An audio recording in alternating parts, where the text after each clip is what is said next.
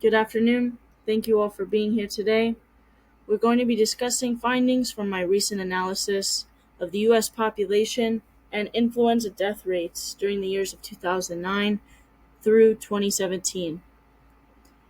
We're hoping to gain insight on the effects of the flu nationwide, to staff states accordingly, as well as prepare for the upcoming flu season that happens once a year. The influenza is a contagious viral infection, often causing fever and aches. And if you look at the bar chart showing the total death count for each year, we're looking at an average of low to high 40s. The influenza is a contagious viral infection, often causing fever and aches. The initial hypothesis is as follows. States with higher percentage of vulnerable populations of 65 years of age and older will have higher death counts due to influenza compared to states with lower percentage of vulnerable populations. For this analysis, a vulnerable population is considered patients likely to develop flu complications requiring additional care as identified by the CDC. Looking at both the stacked and pie chart, we can see that those aged 65 and up, which are colored blue, have a higher death count than those under 64, which are colored orange. Next, we looked at state population and influenza death rate. 9 out of the 10 states with highest recorded vulnerable population were also leading in influenza-related deaths.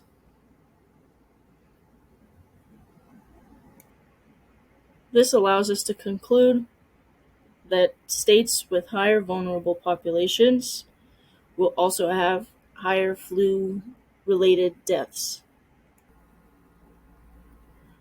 While the influenza death rate is a very important component of this analysis, we also wanted to look at the influenza season to confirm the months.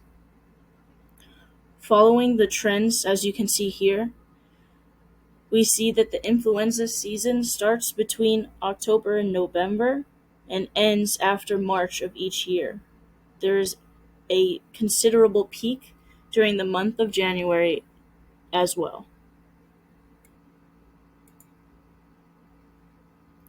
Our overall conclusion is that those aged 65 and older are considered vulnerable to the flu, and the flu season starts in October, ends in March, with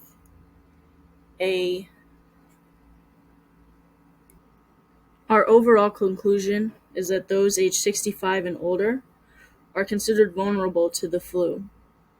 Flu season starts in October and ends in March, with a considerable jump in the month of January.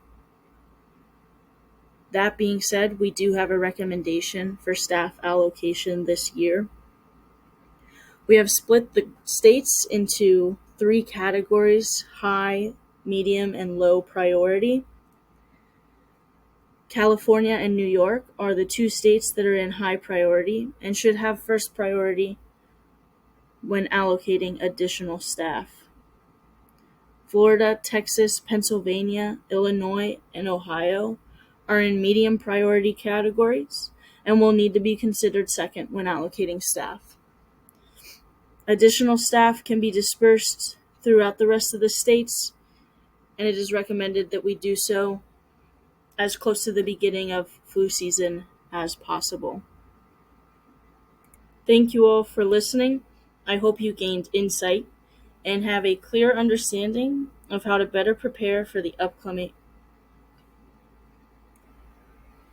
Thank you all for listening. I hope you gained an insight and have a clear understanding of how to better prepare for the upcoming flu season. Thanks again.